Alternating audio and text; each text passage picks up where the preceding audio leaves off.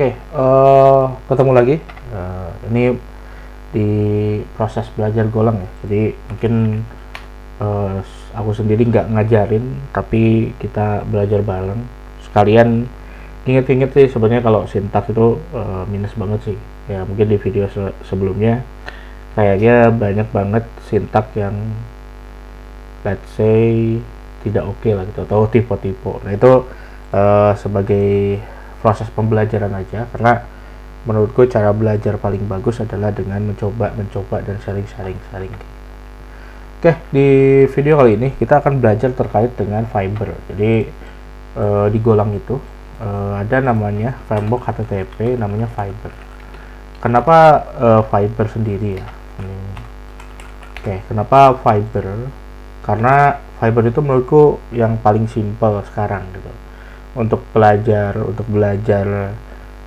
sederhana, Fiber itu menarik aja sih, karena Fiber itu sangat simple untuk dimulai dan sangat mutable untuk bisa ditingkatkan.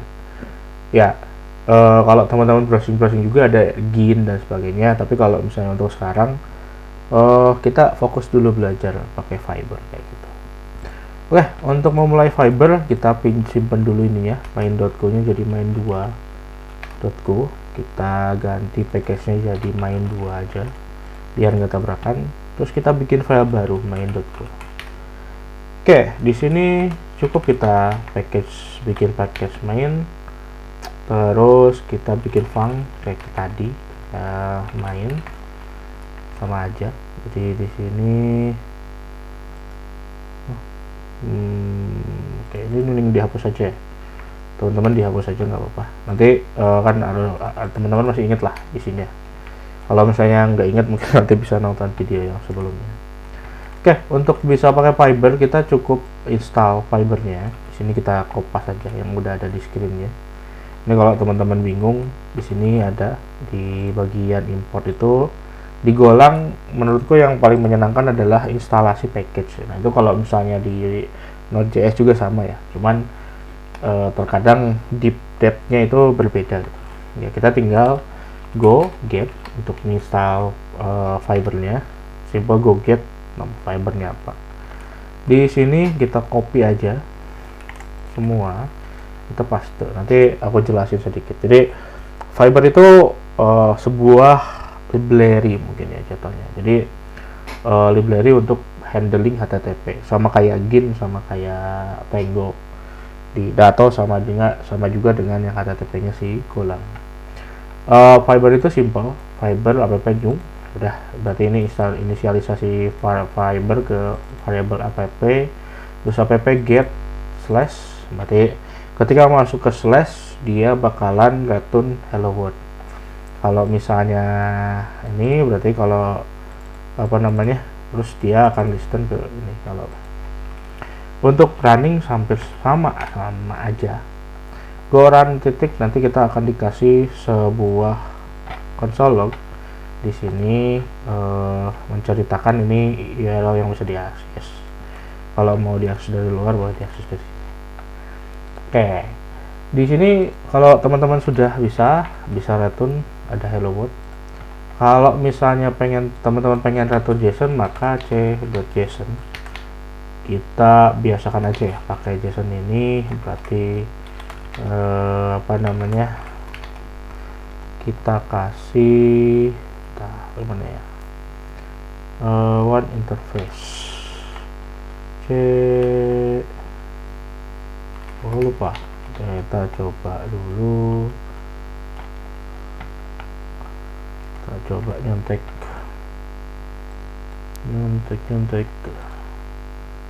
Bentar ya, kita coba kalau mau return JSON gimana, JSON coba. Oke, ini jadi fiber.map kita bisa bikin pakai ini. Kita kopas dulu aja. Untuk return JSON fiber. Ini kenapa pakai JSON ya, I don't know, lebih standar aja sih. Berarti postnya ini ada postnya. Oke, save. Untuk di Golang sendiri itu perlu di restart ya. Ini mungkin jadi deal breaker untuk teman-teman untuk yang biasa pakai PHP. Oke, di sini langsung muncul ini postnya sukses true, sama kayak yang di sini. Oke, HTTP itu kita belajar dasarnya dulu ya. HTTP itu ada namanya, kita bagi tiga. Ada namanya query param. Jadi kita ngomongin query param.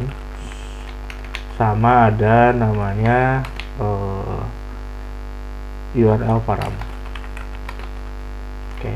Terus yang terakhir mungkin kita akan handling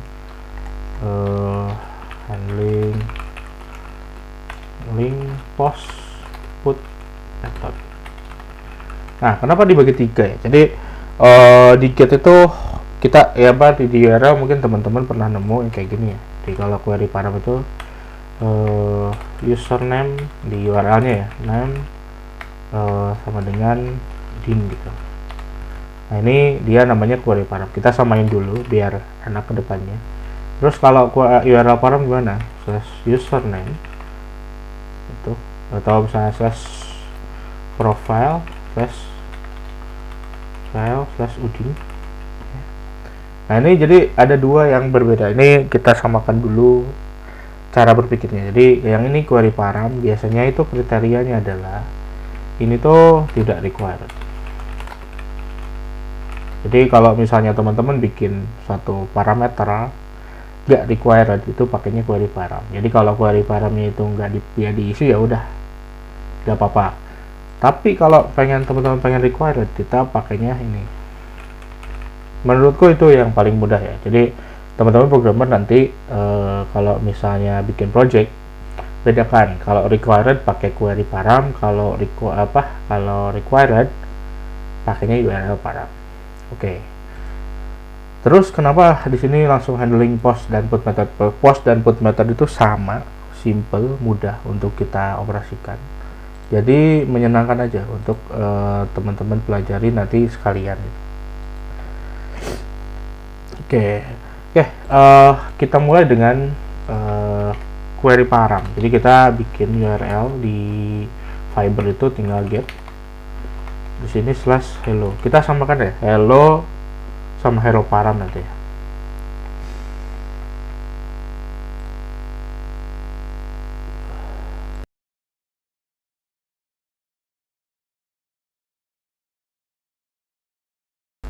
Oke, sorry. Hello sama hello param. Jadi kalau yang hello, kita bikin func sama kayak di atas ya, c bintang fiber. Kalau misalnya teman-teman kepo ini apa, itu bisa dibaca sendiri aja biar mudah. Error kalau misalnya dia ini found error bla bla. Oke, ini kalau misalnya nyontek di sini, maka dia itu komanya ketinggalan. Oke, untuk cukup itu 3 return. C samain aja c JSON. Nah, ini berarti fiber ini pakai dan ya, dan fiber dot map. Oke, ini utils ya. Nah, ini kita misalnya parameter username aja, kita username. Nah, nih kita pengen return si username-nya. So untuk ngambil username ini kita bisa gunain kita bikin variabel username, berarti username titik 2 sama dengan query terus kita kasih username, terus defaultnya apa. Kalau mau dikasih default, kalau nggak dikasih default apa. Jadi kalau misalnya ini berarti kita bisa return username-nya ini.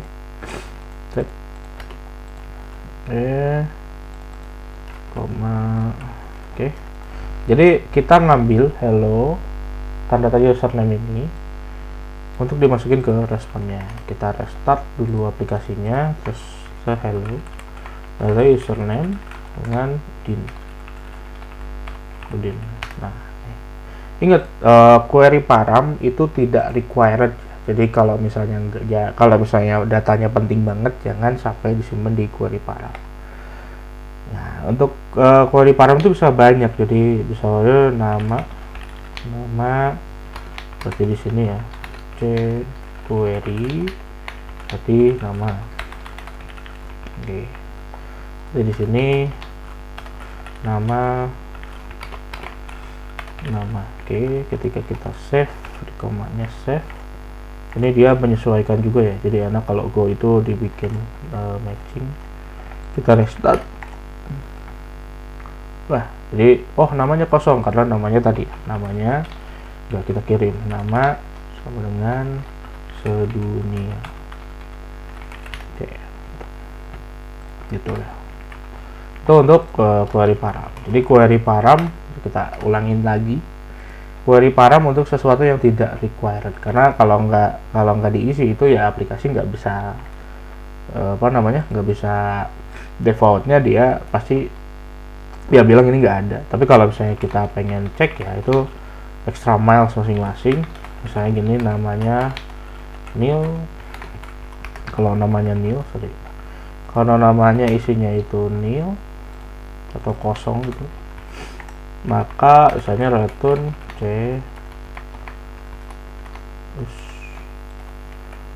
ini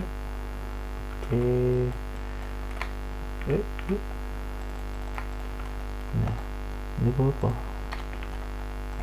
return misalnya error ini nama.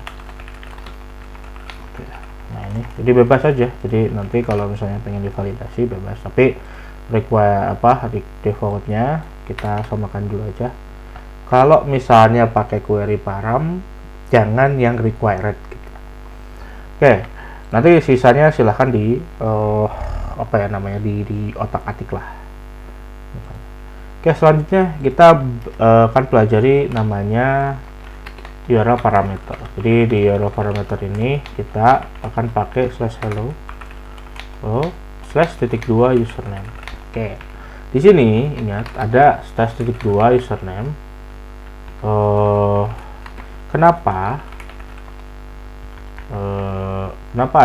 Kenapa dikasih username itu menandakan sebuah parameter atau URL parameter. Ini URL dan ini parameternya username. Untuk dapetin parameter itu, karena parameter itu required, kalau nggak diisi maka dia bakalan bilang kalau page not found. Kenapa page not found? Karena nggak ada, karena URL-nya juga nggak matching gitu. So untuk ngambil kita sama username /2 sama dengan pakai c.params, kita ambil username. Oke, di sini kalau misalnya kita nggak isi username-nya, maka dia akan dilempar ke hello yang biasa, nama kosong tadi. Tapi kalau misalnya dikasih Udin, dia bakalan ngasih username Udin. Parameter ini memudahkan kita untuk mempointing sebuah URL itu harus melalui data apa. Jadi itu mempermudah nanti integrator kalau kita bikinnya API ya, atau misalnya kita bikin URL-nya lebih readable, lebih predictable, lebih mudah untuk diimplementasikan sama orang lain gitu. Dan itu menyenangkan gitu. Kalau misalnya kita nggak bikin kayak gitu, nanti yang bikin bingung adalah kita malah kita jadi ribet gitu. Jadi harus harus dicek lah, harus if dan sebagainya. Tapi kalau misalnya ini udah jelas, kalau /hello nggak pakai username, maka dia ke page yang general. Kalau misalnya /hello /id-nya namanya username-nya, itu bakalan download data sesuai dengan data yang itu. Gitu, simple. Ingat, untuk ini berarti Udin ini required gitu. Hello Udin itu required. Kalau misalnya nggak ada Udinnya, maka page-nya sudah salah. Kalau pengen lebih jelas hello params, nih teman-teman bakalan ngerasain enaknya gitu. Jadi kita nggak usah ngecek lagi sih sebenarnya. Jadi ketika hello param ini nggak ada Udinnya, dia bakalan bilang ini not found, ngapain kamu kesini. Tapi kalau saya ada Udinnya, oke, berarti ini mau ngambil datanya Udin seperti itu. Easy, lebih mudah dipahami, lebih menyenangkan. Oke, Terus selanjutnya yang terakhir, kenapa yang terakhir ini di pada TP ini paling, jadi simple IO nya itu kita bisa ngambil data dari parameter, dari query parameter, dari URL parameter, yang selanjutnya dari request body. Kalau kita nggak bisa ngambil dari request body, kita bingung akan ngapain gitu di Golang gitu, apalagi atau di pemrograman lain. Untuk mengambil data dari request body, kita bikin namanya struct. Jadi di Golang itu kita pakainya struct. Jadi kalau di OP di Java mungkin bahasanya itu disebut dengan kelas gitu. Nah, bikin struct itu kita sesimpel bikin type namanya let's say apalah namanya gitu, login request gitu.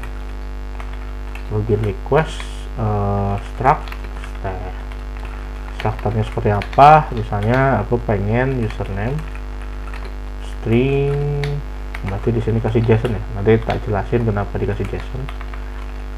Jadi 2 username, terus kita bikin juga password string JSON dot password. Nah, di Golang itu kita bisa bikin namanya struct. Struct itu bahasa paling simpelnya adalah struktur dari sesuatu lah. Jadi lebih mempermudah nanti teman-teman jadi predictable juga kodenya, lebih menyenangkan juga codingnya, lebih kelihatan ini unik, ini apa, ini apa. Yang sekarang kita pakai hanya simple, yaitu namanya apa, nama variabelnya apa, tipenya apa, ini berarti string. Terus di sini ada JSON username. JSON titik 2 username itu berarti dimappingkan ke JSON yang mana. Oke, mudah, simple, menyenangkan. Oke, untuk pakainya kita bisa bikin, let's say kita kopas aja dari sini ya, untuk waktu. Jadi kita bikin namanya post. Di metodenya post kita bikin metode login. Terus kita bikin tadi ya body. Salah. Kita bikin variabel body dari struct yang tadi. Titik 2 new request, login request. Nih. Terus kita mau ambil cara ambilnya adalah kita cek if error titik 2 itu ada errornya atau enggak, dari C body parser namanya, body parser. Ini body dimasukin ke body, terus titik koma error, mau errornya itu tidak kosong, tidak nil. Maka kalau misalnya ada errornya, let's say kita mau format mau return ya, berarti ini nggak bisa di parse error, ini nggak bisa di parse. Oke, ini ada yang salah apa nih, expected tanda tanya. Oke, Woody new login request, ini ada spasinya. Oke, terus ada yang salah, expected kan terkurung. Ini nggak dipakai, ini nggak usah dikurungin katanya, ngapain. Oke, kalau misalnya ada error ini, kalau misalnya ada errornya, jadi kalau errornya nggak nil, ini bisa dibikin kayak gini juga ya. Ini kita bisa kasih tahu nggak bisa di pass. Kalau misalnya ada, maka kita return aja body username. Oke, simple. Ngambil data dari URL udah, dari query param udah, dari body udah. Untuk tesnya kita bisa pakai Postman ya kali ya. Kita pakai Postman. Kebetulan aku udah coba kemarin pas bikin tutorialnya, tapi harapannya sih ini nggak jadi tutorial. Kita bikin pakai login. Cara login metodenya post, berarti kita send, maka di sini akan muncul username karena bodinya username adalah, kalau misalnya Udin sedunia@gmail.com, nah, dia bakalan ambil Udin sedunia.com. Ya gitu mungkin untuk pengambilan data ya. Jadi kita bisa mengambil dari URL parameter, terus bisa ngambil juga dari query parameter ya kayak ginian, query parameter kayak ginian, dan juga ngambil dari body. Nah, untuk post sama put itu sama aja, jadi teman-teman tinggal cobain aja diganti jadi put. Ini harusnya langsung bisa karena ini metodenya sama kok, jadi teman-teman lebih mudah. Ini kita ganti put ya. Oke, send tuh, jadi sama. Oke, thank you. Berikut sama untuk tutorial atau untuk learning kali ini. Teman-teman kalau ada pertanyaan silahkan di komen-komen. Kalau misalnya nanti kita lanjutin ke depannya, harapanku sih bisa belajar tentang struct ya. Jadi nanti menarik juga sih kegiatan terkait dengan struct ini.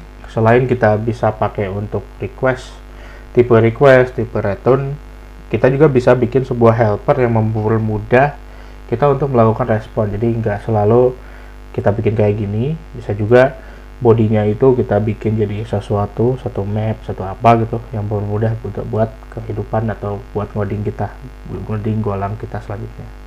Sip, thank you, terima kasih atas waktunya. Selamat malam teman-teman.